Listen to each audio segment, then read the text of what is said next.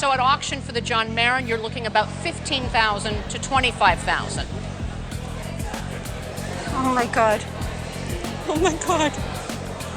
I'm glad I didn't leave that one behind. Some people paid just a few dollars. Others inherited them for free. None of them expected to own works worth thousands or even millions of dollars. Welcome to our channel. Today, we're counting down the most valuable drawings, lithographs, and illustrations ever appraised on Antiques Roadshow. Number 1. JEAN-MICHEL Basquiat Oil Stick Drawing. At first glance, the rough lines, puzzling figures, and small crown may make this work look like an impulsive sketch. But those same details point toward Jean-Michel Basquiat, one of the most sought-after contemporary artists of the 20th century. Even more remarkable, the drawing was once given away as a Christmas present, long before Basquiat became a global name. Lived in New York from 1979 to 1985. I worked construction. I had gone to art school.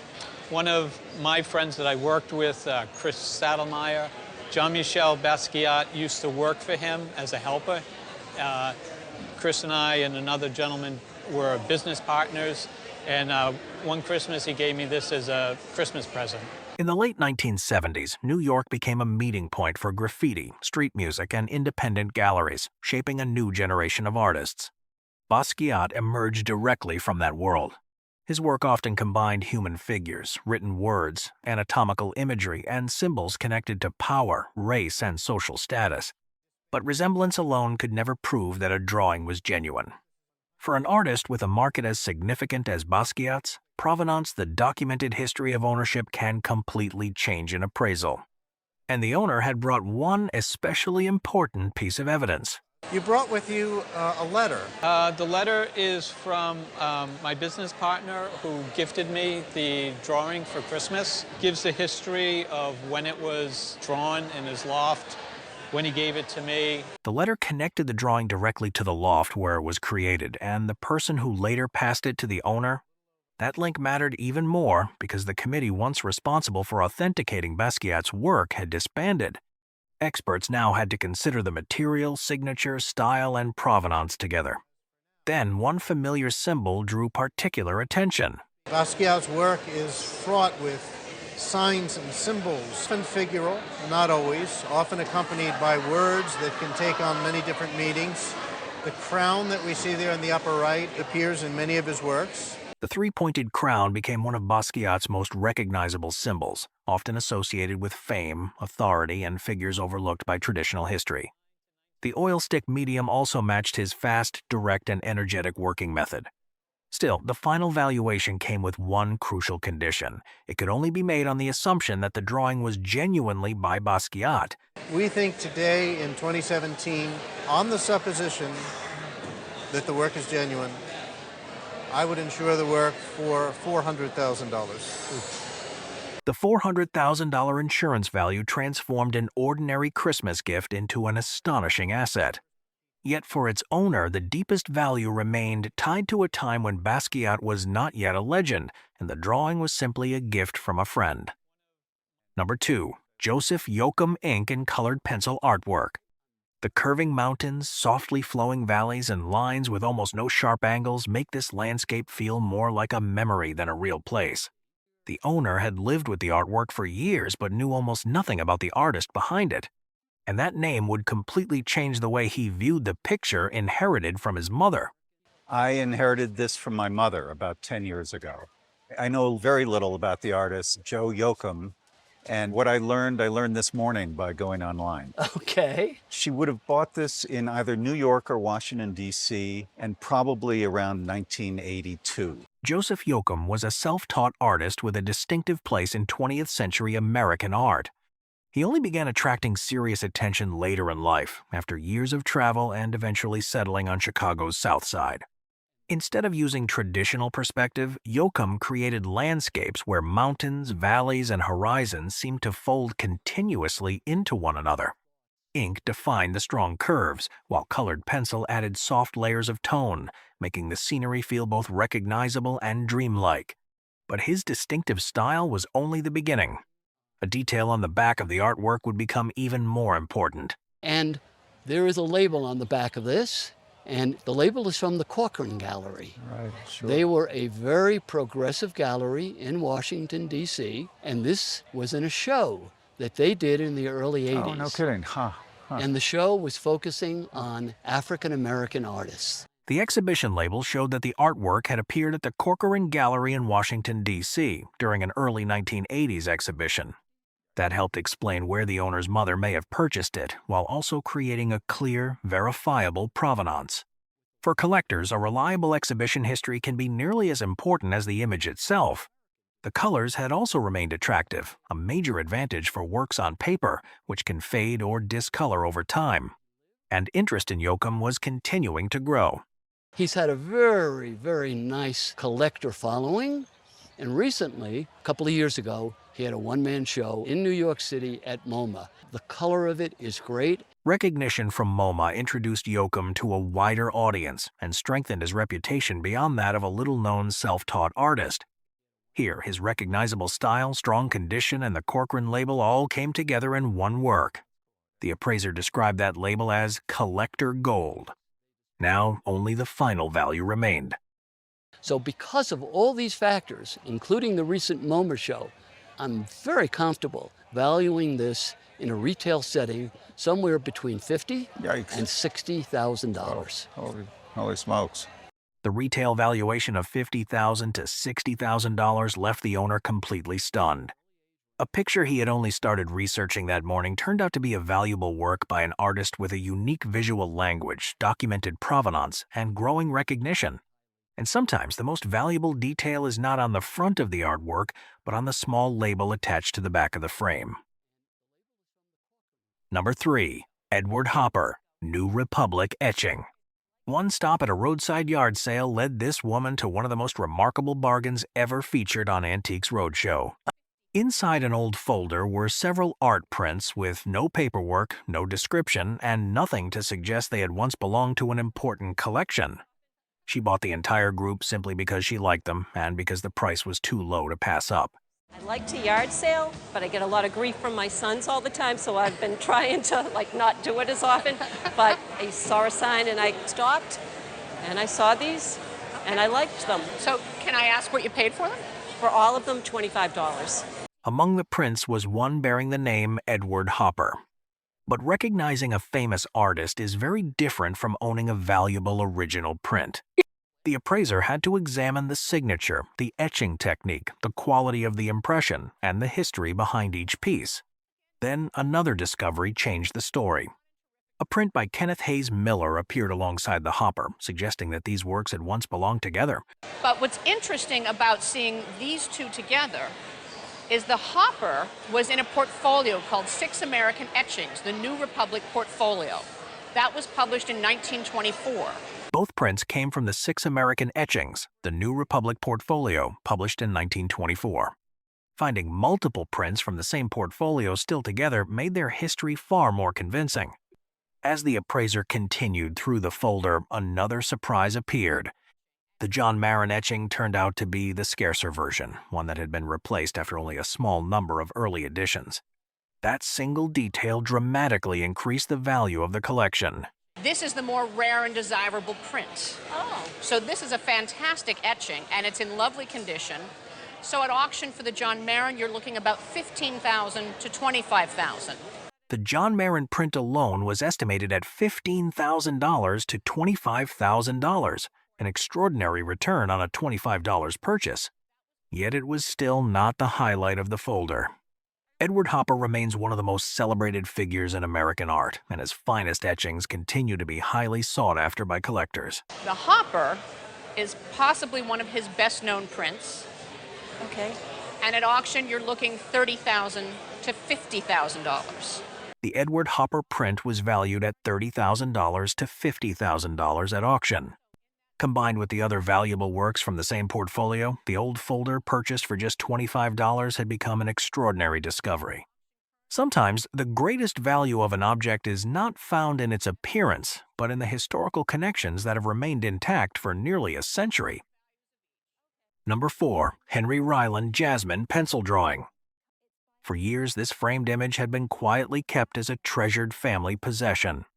At first glance, it looked like nothing more than an attractive decorative picture from another era. Yet when the appraiser leaned in for a closer look, something about its surface made him stop. When I saw this drawing that you brought in today, it was behind glass, and I had to lean in and think, could this be an original drawing? And we had it taken out of the frame and removed the glass, and we lifted the new mount that you had put on it to find the original mount inside and to see it's by Henry Ryland. Once the glass was removed, the delicate pencil lines, subtle shading, and unmistakable traces of the artist's hand became much easier to see. The original mount, hidden beneath the newer one, also suggested that the artwork had been carefully preserved for many years. At that moment, the drawing's true identity was finally confirmed. And she's called Jasmine, and it is an original pencil drawing by him. Henry Ryland was a British artist, best known for his elegant, classically inspired female figures. Unlike the watercolor paintings that made him famous, Jasmine was created entirely in pencil, placing every bit of attention on draftsmanship, subtle tonal transitions, and the careful control of light. The drawing had been passed down from the owner's brother, a dealer in books and prints, before becoming a cherished family keepsake. Still, its market value could only be determined by comparing it with similar works. There was a drawing of a very similar model. It might have been the same model that came up for auction only a few months ago. And I would say that your drawing was equal, if not more, beautiful. Okay. A closely comparable drawing had recently appeared at auction, providing an ideal benchmark. In the appraiser's opinion, Jasmine was every bit as impressive, perhaps even more beautiful in its composition and treatment of the sitter. That comparison placed this drawing among the finest examples of Ryland's work. Now only the final valuation remained. I think if that example is anything to go by, this could easily fetch in the region of £30,000. Oh, gosh, right. She's just gorgeous. Yes, thank you very much. Its value reflected not only Henry Ryland's reputation, but also the exceptional quality of the drawing and its direct comparison with a similar example on the market. Sometimes removing a single sheet of glass is all it takes to reveal a masterpiece that has quietly waited to be recognized for generations. Number 5. Little Nemo Original Comic Illustrations.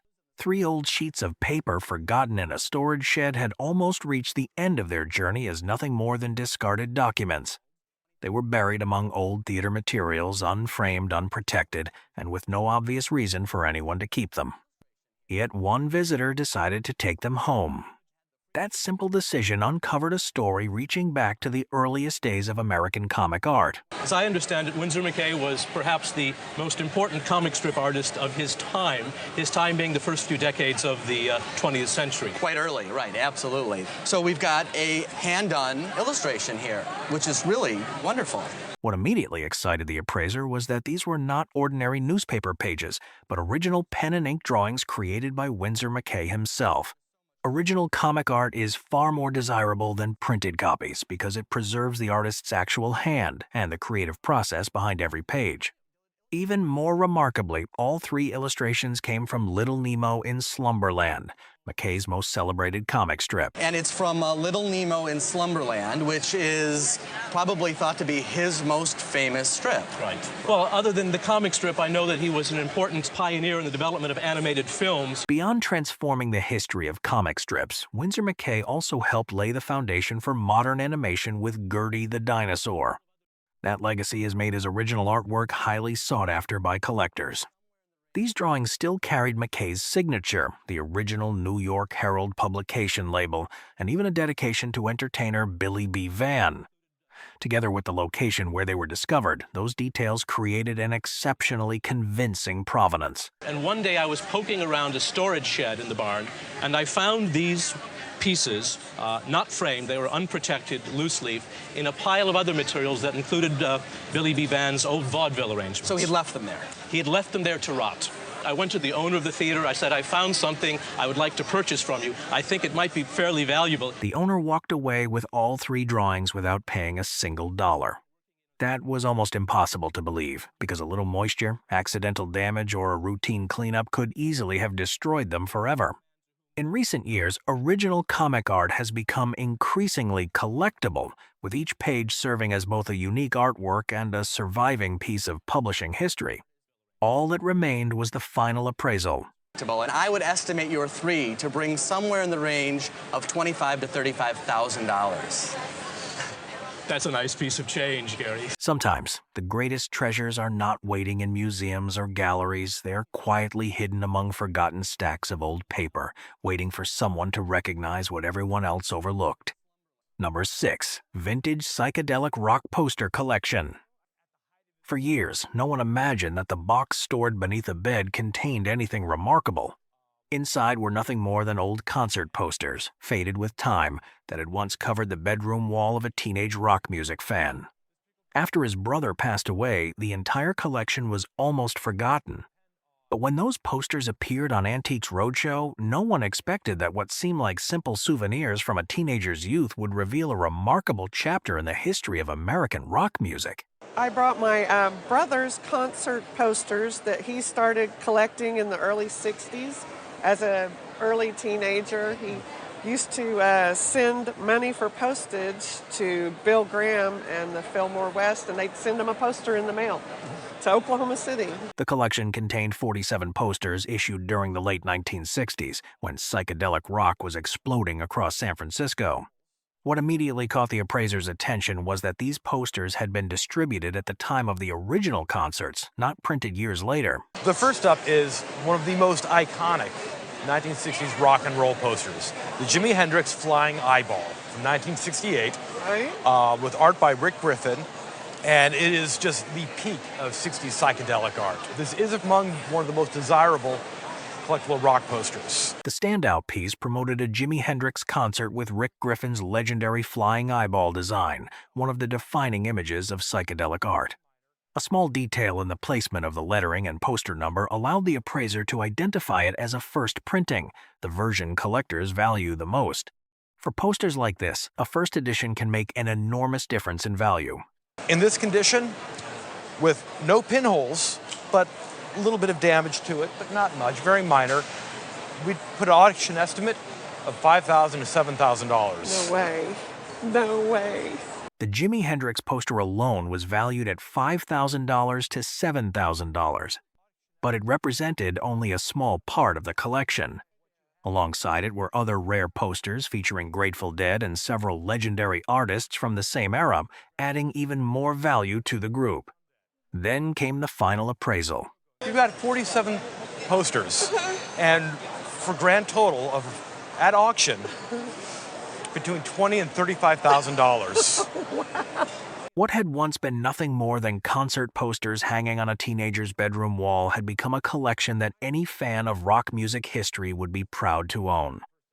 Number 7. DALÍ Drawers of Memory Limited Edition Lithograph. For years, this artwork sat quietly behind stacks of boxes in a garage, before eventually ending up in the basement as nothing more than an old decorative piece. No one in the family really knew what it might be worth. The only clue was the signature of Salvador Dalí in the corner. But with Dalí's work, a famous signature alone is never enough to prove anything. Found it in my parents' garage about 5 years ago, tucked away behind a bunch of boxes. According to the owner, the artwork entered the family as either repayment for a loan or a thank you gift connected to his uncle's art gallery in Chicago. Over time, however, that story faded away, and the piece became little more than a framed picture hanging around the house. The appraiser's biggest question wasn't the family history, it was whether this was a genuine limited edition print or simply another reproduction bearing Dalí's name. So it's a lithograph by Salvador Dalí. Okay. He signed it down here in pencil, and you can see down here, it's a limited edition of 150, pencil numbered there. Okay. Confirming that it was a genuine limited edition lithograph completely changed the story. Dalí had personally signed it in pencil, numbered it as one of only 150 impressions, and published it in 1965. Those are exactly the details collectors look for. The image also relates to one of Dalí's best-known surrealist ideas, developed from Venus de Milo with drawers, where the drawers symbolize hidden memories and the unconscious mind. It's based on an earlier sculpture as well as an earlier painting that he had made in 1936. Wow, okay. The sculpture is now very well known. It's called the Venus de Milo with drawers. That connection to one of Dalí's most iconic works makes Drawers of Memory especially recognizable. At the same time, the market for Dalí prints is well known for reproductions and questionable signatures. That is why confirming the edition, the signature, and the authenticity matters far more than simply seeing the artist's name. After examining every detail, the appraiser reached his conclusion. Only 150 of these were made, so Okay. it's fairly scarce from 1965. Mm-hmm. I would put a replacement value on this at $30,000. Are you kidding me? An artwork that had spent years forgotten in a garage and later tucked away in a basement was finally recognized for the value it had possessed all along. Number 8. Decorated Wrangler Jeans. Many old family belongings are kept because they're beautiful or valuable. These Wrangler jeans survived for nearly 50 years for a much funnier reason. Almost no one in the family could fit into them. Instead of becoming everyday clothing, they turned into a running family joke at bridal showers, where every new family member was challenged to see if they could button them up. No one realized that this tradition would also preserve the jeans in remarkably original condition. These our family has affectionately called the Adam and Eve pants. This was in one of the care packets, and her motto was always, I have 12 grandchildren, somebody can wear them. Well, nobody could fit into them. So we just kind of kept them. The jeans remained in the family for generations and were hardly ever worn.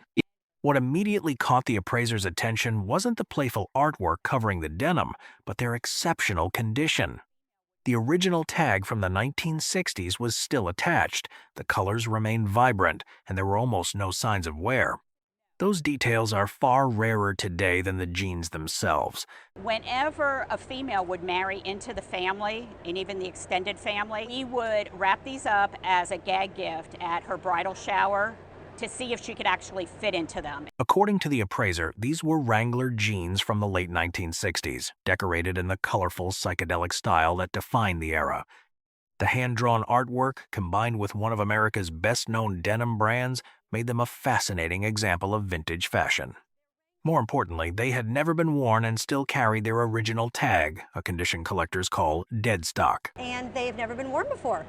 No, they still have the original tag from the 60s. In the vintage clothing market, dead stock pieces are highly prized because most garments from that era have been worn, altered, or washed over the years.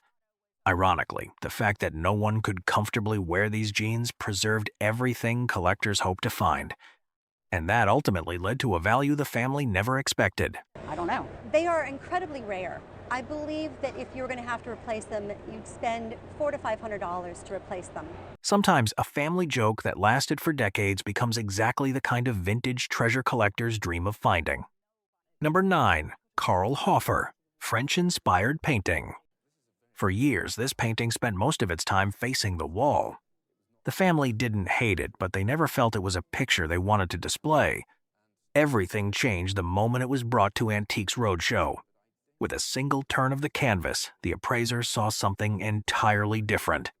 What the family had dismissed as an old, difficult painting turned out to be the work of one of Germany's most important early 20th century artists. Yes, I've had it quite a few years. It's been put away with its face to the wall because it wasn't a picture that we had a great deal of affection for, but nevertheless felt it might be of interest. After examining the signature and the date, the appraiser identified the artist as KARL HOFER, with the painting completed in 1918.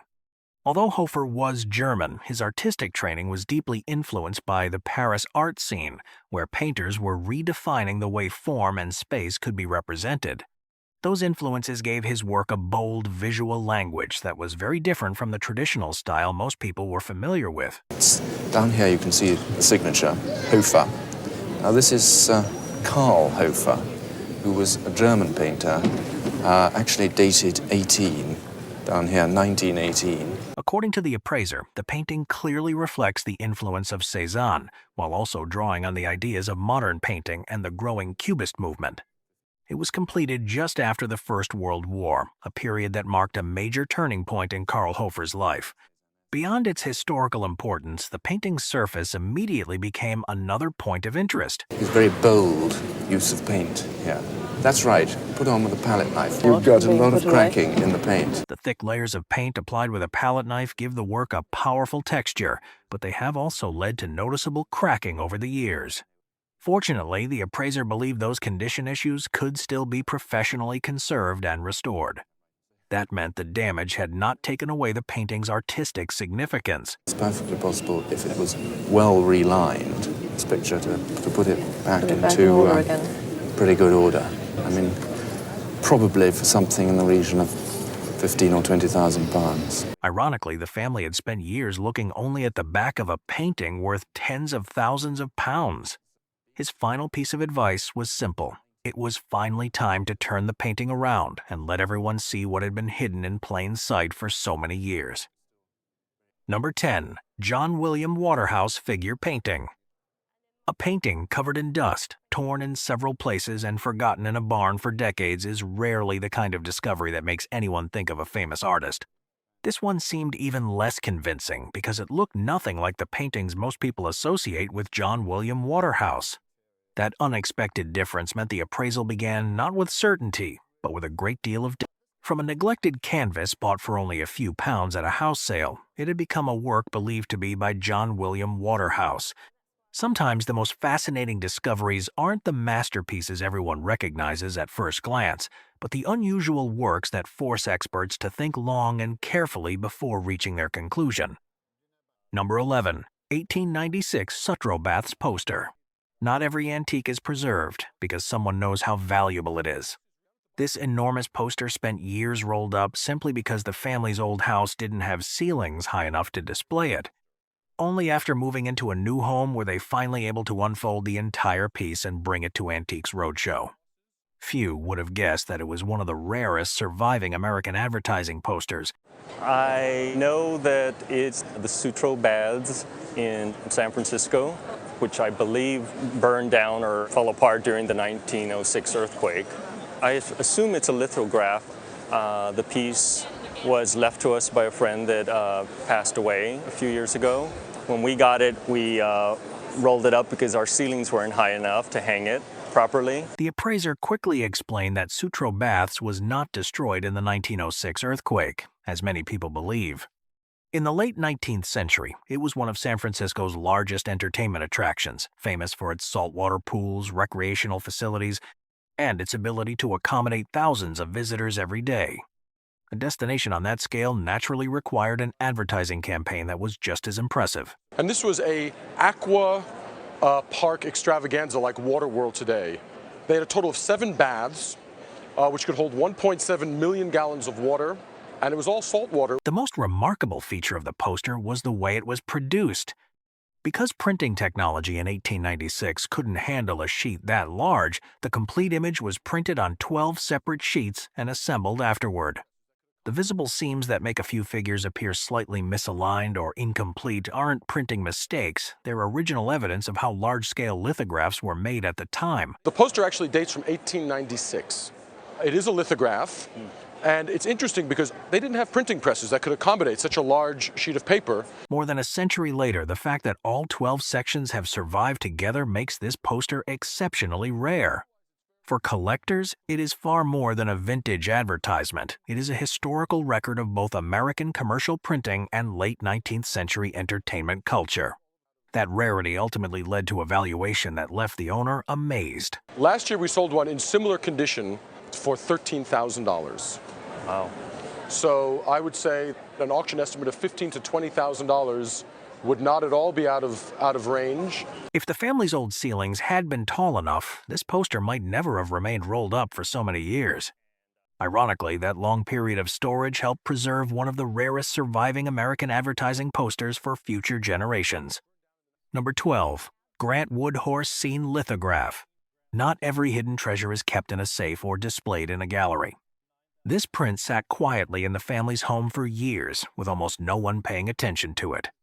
Only while clearing out the house did the owner see it for the very first time and remember an aunt's simple advice that it was something worth taking good care of. That single reminder was what eventually brought the print to Antiques Roadshow.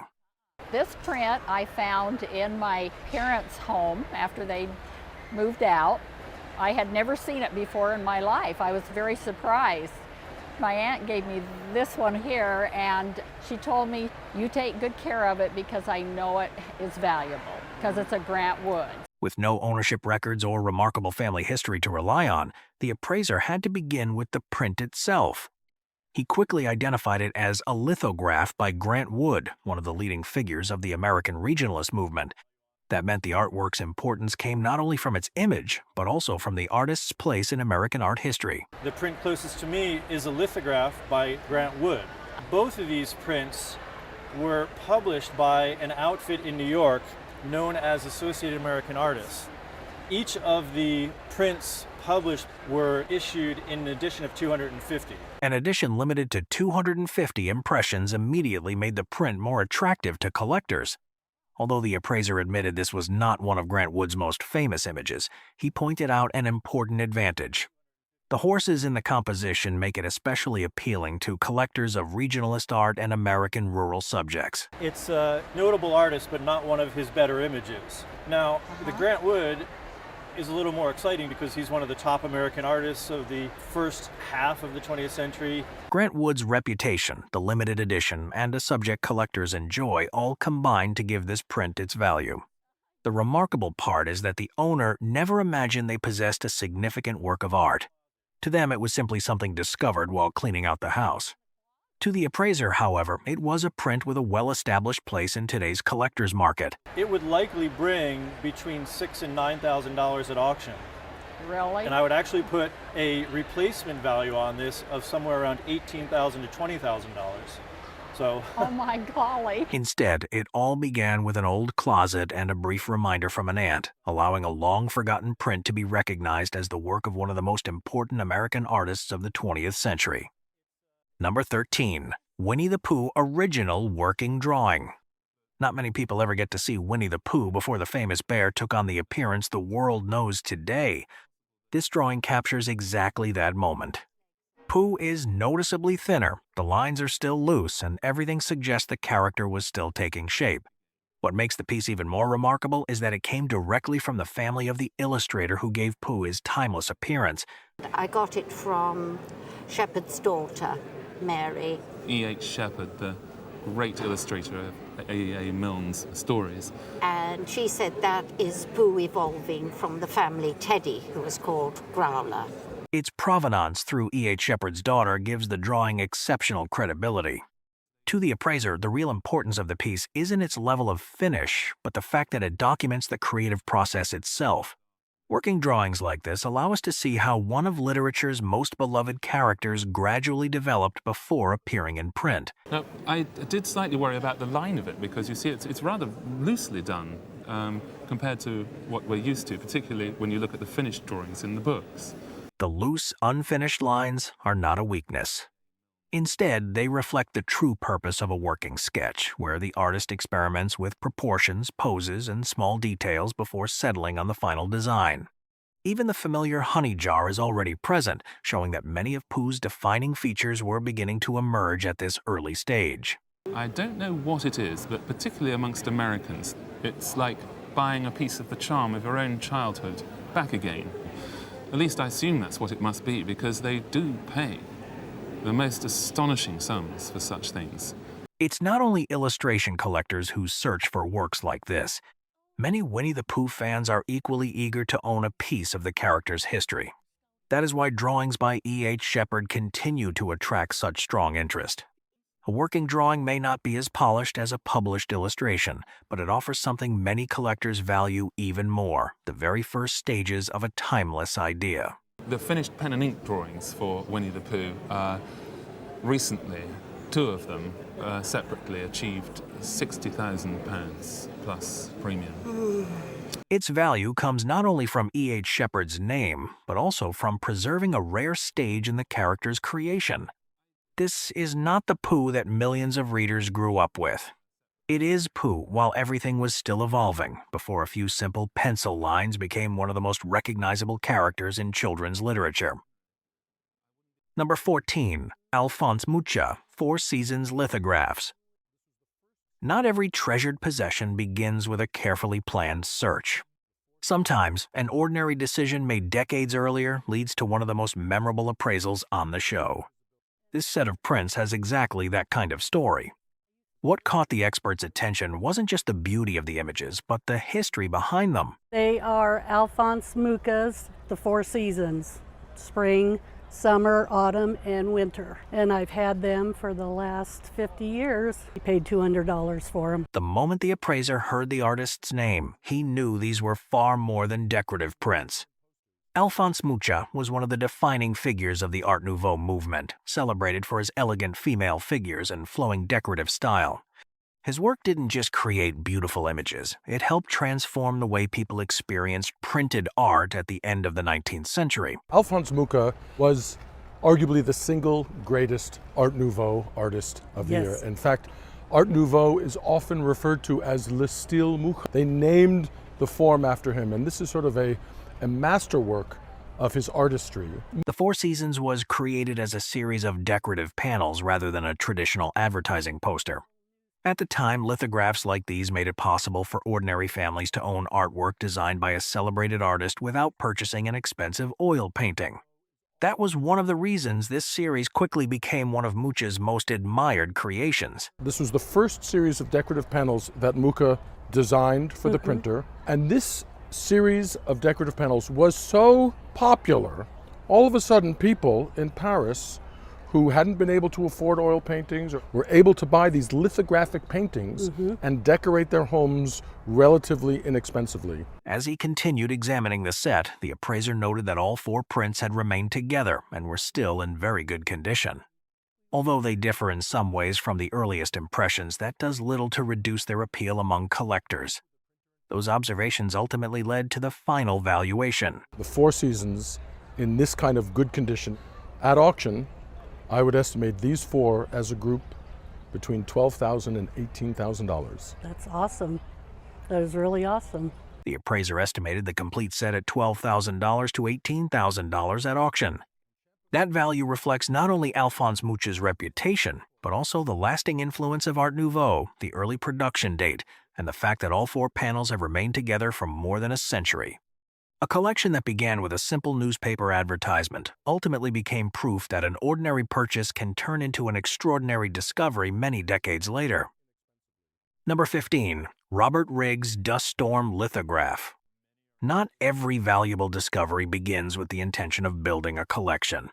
Sometimes a casual trip to a flea market in search of something interesting leads to a completely unexpected find. That was exactly how the story of this print began.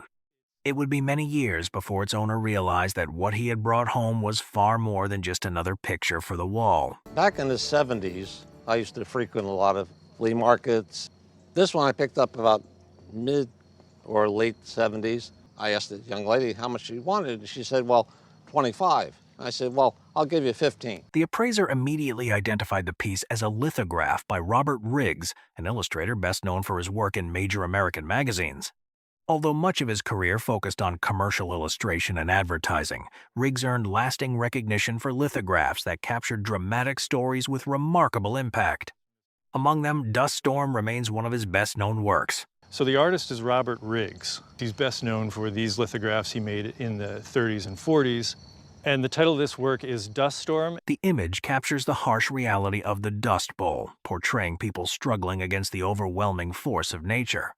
Its most surprising feature, however, is that this powerful scene was originally created for an advertising campaign.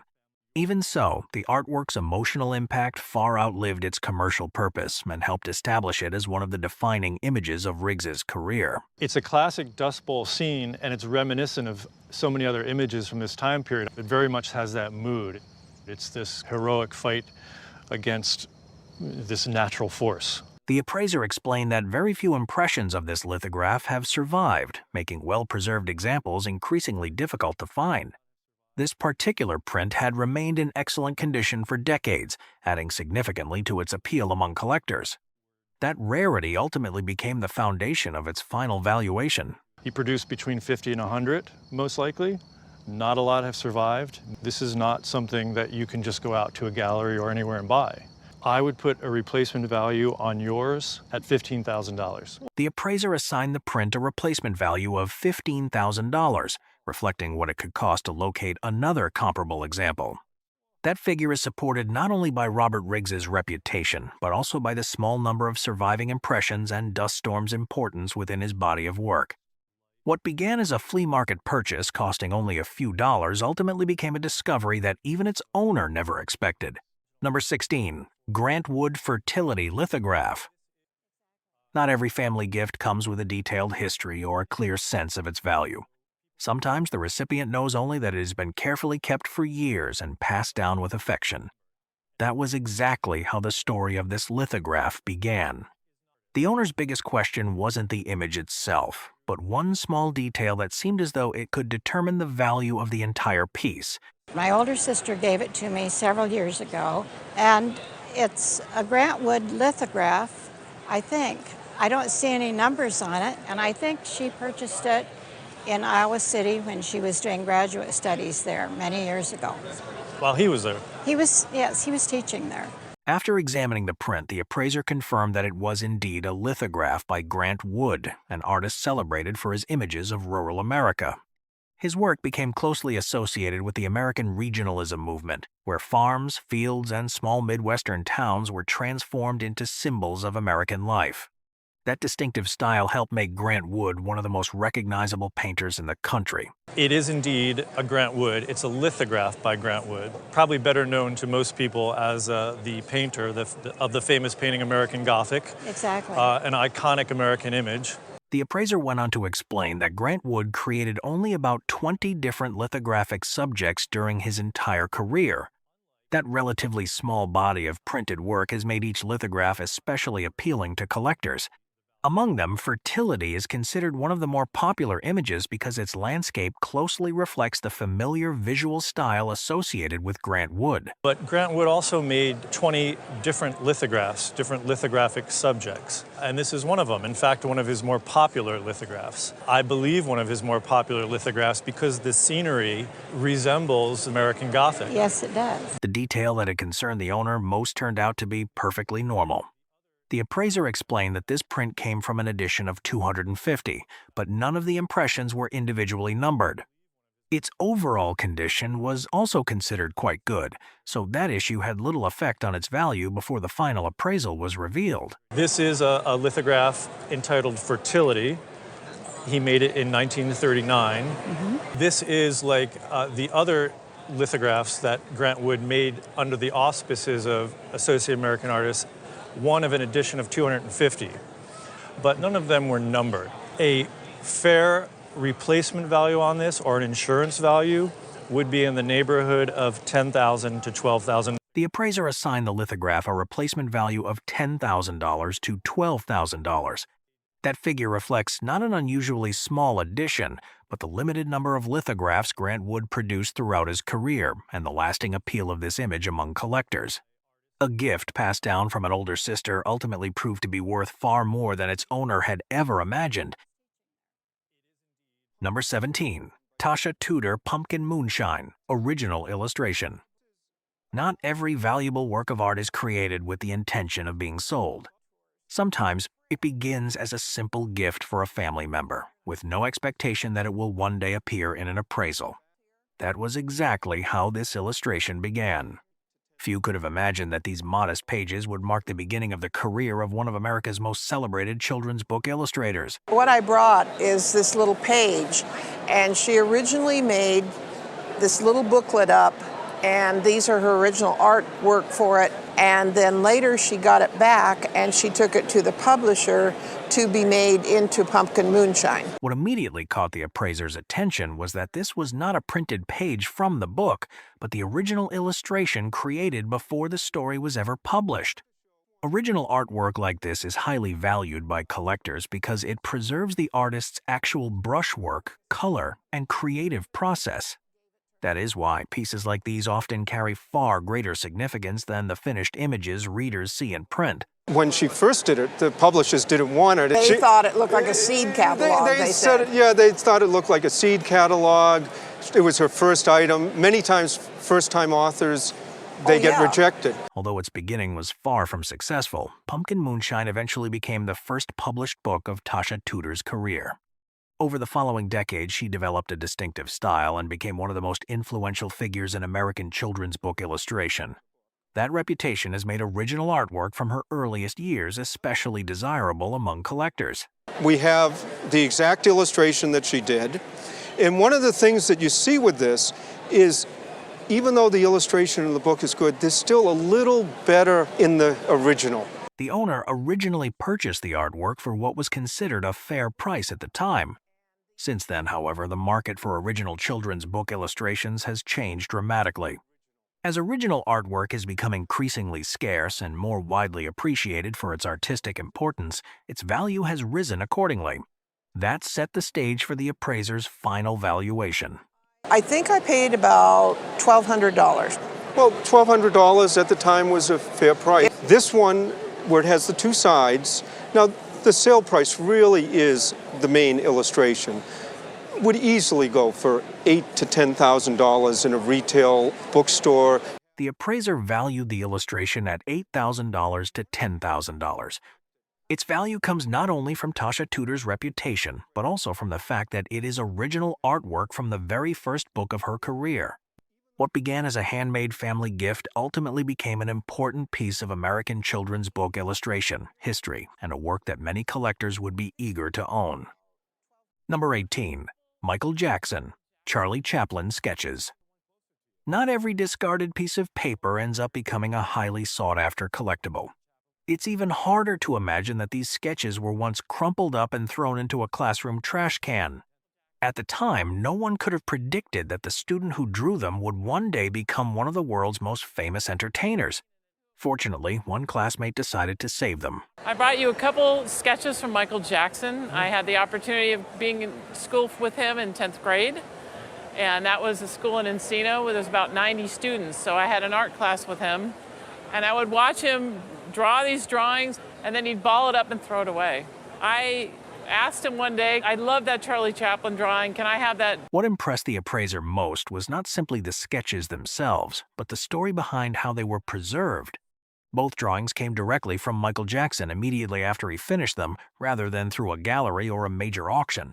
That creates an exceptionally strong provenance, making them far more significant than ordinary celebrity memorabilia. But he didn't sign it. And so I got home and my dad said, that should probably be signed. And he sent me back to school and I had him sign it, and he just picked up a crayon and signed Michael Jackson. The appraiser also pointed out that the most fascinating feature was not the signature, but the subject itself, Charlie Chaplin. Michael Jackson admired Chaplin throughout his life and even recorded Smile many years later as a tribute. These sketches therefore capture more than a classroom moment. They reveal an artistic inspiration that stayed with him throughout his career. Well, one of the great things about it is, the Michael Jackson signatures on both of them are very, very nice, look absolutely correct. But it's the Chaplin art that really screams out to me, because throughout a lot of his life, he really tried to compare himself with Chaplin. Original sketches by Michael Jackson rarely appear on the market, so the appraiser consulted fellow specialists before reaching a valuation. Their rarity, combined with such a well-documented ownership history, makes these two drawings especially desirable to collectors. I spoke with a couple of my colleagues. It's tough, there aren't a lot of comparables out there, but we feel that these would perform very strongly at auction and would give an estimate of between $8,000 and $10,000 each. Oh, that's great. That's awesome. Thank you. The appraiser estimated that each sketch is worth $8,000 to $10,000. Their value comes not from Michael Jackson's drawing technique alone, but from the remarkable story behind them, their direct provenance, and their unique connection to Charlie Chaplin. What began as a few discarded classroom sketches ultimately became rare keepsakes that preserve a little-known chapter in the early life of the King of Pop. Number 19. Jessie M. King, Art Nouveau Vellum Drawing. Not every work of art is created for exhibition or to be sold to collectors. Sometimes it begins as nothing more than a heartfelt gift for a close friend. That is exactly what makes this drawing so special. More than a century later, the story behind it has become just as important as the artwork itself. Jessie M. King was a friend of my grandmother. Yes. And from this poem, Jessie M. King decided to do this very nice drawing and named it after my grandmother and gave my grandmother the pet name of Kilmeny at that time. Right. And gave the drawing to my grandmother. What impressed the appraiser most was the drawing's almost perfect provenance. It was presented directly by Jessie M. King to its original owner, rather than passing through galleries or private collections. Jessie M. King herself was one of the leading figures of the Glasgow style, the artistic movement that helped bring Scottish Art Nouveau to international recognition. What was so extraordinary about Glasgow at this period, at the turn of the century, was that, in a way, it was far ahead of other movements. They were the toast of Vienna. I mean, Vienna was blown away by this Glasgow style, what we know as the Glasgow style. The appraiser also explained that the artwork was executed on vellum, a premium material that demanded exceptional precision. Its delicate penwork left virtually no room for correction, making every line a demonstration of Jessie M. King's remarkable skill. That craftsmanship is one of the reasons why her original drawings continue to be highly prized by Art Nouveau collectors. It's not like paper where the light bounces off the surfaces here. It is almost translucent. And then the other thing, by the time we start looking at this drawing, then we begin to really marvel at Jessie King, because we see this minute penwork. And we have to remember that she couldn't change anything. Taking into account the artistic quality, the vellum support, the period in which it was created, and its remarkable ownership history, the appraiser concluded that the drawing deserved a significantly higher valuation than originally expected. Together, those qualities have given the piece lasting appeal among collectors. I would be tempted to put £5,000 on it. But because it is such a beautiful, perfect Art Nouveau, Jessie King, I think that £10,000 is much more appropriate. The appraiser ultimately increased the valuation to £10,000. Its value comes not only from Jessie M. King's reputation, but also from its direct provenance, its vellum support, and its classic Art Nouveau style. What began as a personal gift between two friends has become an outstanding example of the Glasgow style, and a work that many Art Nouveau collectors would be delighted to own. Number 20. Cecil Alden, Giles Pastel Drawing. Not every dog becomes the subject of a work of art. It is even rarer when that portrait is created by one of Britain's most celebrated animal painters. But what makes this piece truly remarkable is not only the artist behind it, it is also the story of Giles, a beloved dog whose owner wanted to preserve his memory forever. Well, the dog's name is Giles, and it belonged to my husband's grandmother. Right. And it was a mongrel, and it belonged to some gypsies, and she fell mad in love with this dog, bought the dog off him. Oh, really? And she knew Cecil Alden from hunting and riding, because, you know, she loved horses as well. So she asked him to draw Giles. This was never a painting created for sale. Instead, it was a commissioned portrait made especially for one family. That gave the artwork an exceptional provenance, as it was created to preserve the memory of a cherished companion rather than for the commercial art market. It was one of the first details that caught the appraiser's attention. Giles was obviously So a pampered pet. Because, he was a very pampered pet, allowed to sit on the furniture. And in this case, Cecil Alden had no problem at all. Giles has been, he's caught the full character of Giles. Cecil Alden earned his reputation not only through his artistic skill, but also through his remarkable ability to capture the personality of each animal. Throughout his career, he became best known for painting dogs, horses, and outdoor sporting scenes, establishing himself as one of Britain's leading animal artists. Original pastel portraits like this rarely come onto the market, making them especially appealing to collectors. Cecil Alden was a very interesting artist who was educated at Frank Calderon's Animal Painters School, along with Lionel Edwards. He was very, very keen on his dogs and did a lot of illustrations. With Cecil Alden's reputation, the pastel medium, its clear provenance, and the touching family story behind it, the appraiser believed this was an exceptionally important work. Together, those qualities gave it a value far beyond that of an ordinary pet portrait. I think at auction today it would make somewhere around £10,000, possibly a little bit more even, because they're very unusual. The appraiser estimated the portrait at around £10,000, with the possibility of an even higher result.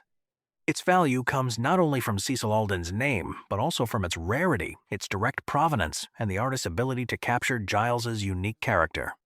From a rescued mixed-breed dog to the subject of a remarkable work of art, Giles ultimately became the heart of a portrait that many collectors of animal paintings would be delighted to own. Number 21. Rufino Tamayo, Limited Edition Lithograph.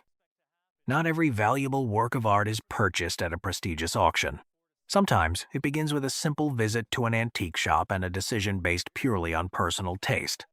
10 years later, that ordinary purchase turned into an unexpected investment. Only then did the owner discover what he had actually been holding on to. I bought this from an antique dealer about 10 years ago in Houston. I know it's a Rufino Tamayo, and after I bought it, Tamayo died, and I've really never had it appraised and don't know much more than I knew when I bought it. The appraiser quickly confirmed that this was a work by Rufino Tamayo, one of the most influential Mexican artists of the 20th century. Unlike many of his contemporaries, Tamayo developed his own distinctive style by blending modern art with the colors and cultural traditions of Mexico. As his international reputation continued to grow, limited edition prints like this became increasingly desirable among collectors. And it is signed in the lower right here, Rufino Tamayo, and numbered in the lower left, X over X, or 10 of 10. The appraiser also praised the excellent condition of the print. For a limited edition lithograph, both the richness of the colors and the quality of the paper play an important role in its collectible value, making protection from direct sunlight especially important.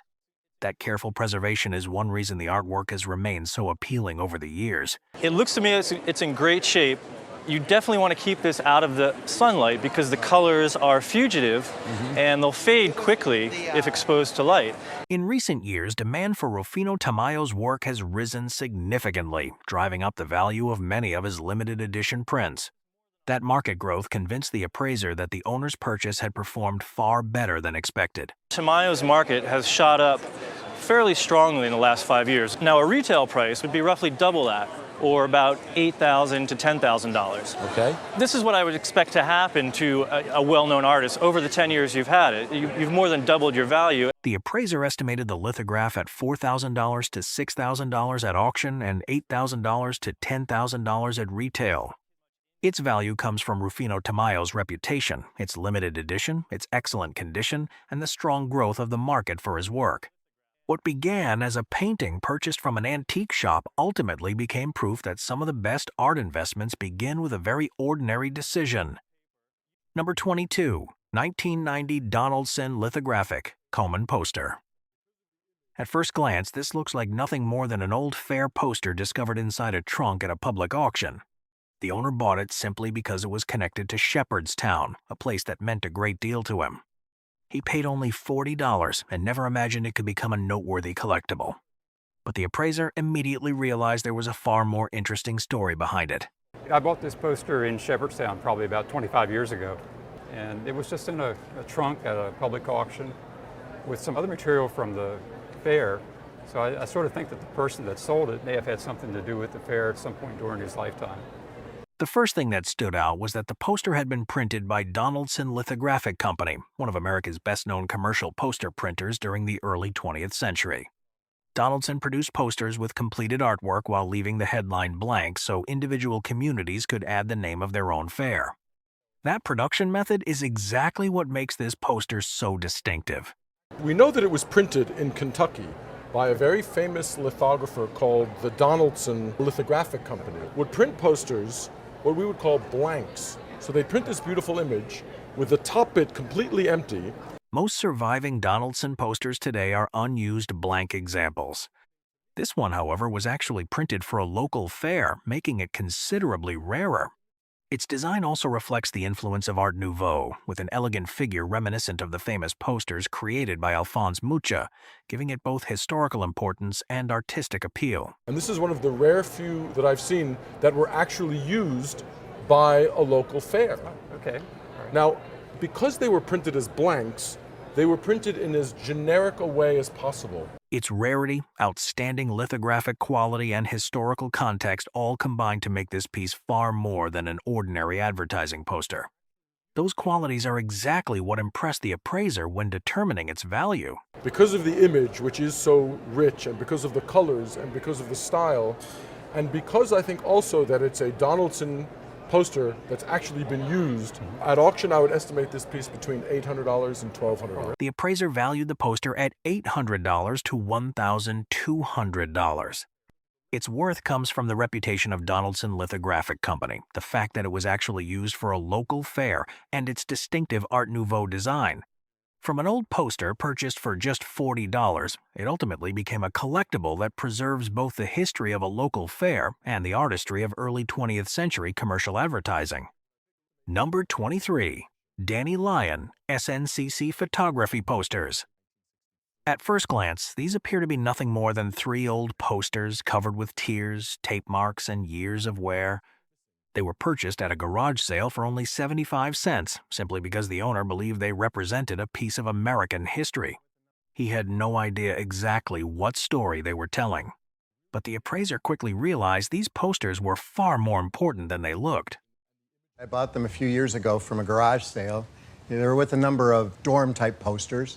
And I knew I was buying a piece of history. I knew it was an important piece of history. The first detail that caught the appraiser's attention was the name Danny Lyon, one of America's most important documentary photographers. He became known for documenting the civil rights movement while history was unfolding, especially through his work with SNCC. That meant these posters were far more than promotional materials. They were surviving pieces of an important chapter in American history. Now, these 3 photos were taken by a photographer named Danny Lyon. And Danny's name appears on each one of them in the lower corner. You can see where it says Danny Lyon. Among the 3 posters, one immediately stood out to the appraiser because it featured John Lewis, who was only 22 years old at the time and still a young civil rights activist. Years later, he would become one of the most influential members of the United States Congress. Moments like this, captured before history fully unfolded, are what make Danny Lyon's photographs especially valuable to collectors and museums. I only recognize one, to be honest, and that's the figure closest to you. That's John Lewis, Congressman John Lewis, who was then a 22-year-old civil rights activist. As the years have passed, original artifacts connected to the civil rights movement have become increasingly scarce and highly sought after. Posters like these preserve not only remarkable photography, but also the story of a movement that transformed the nation.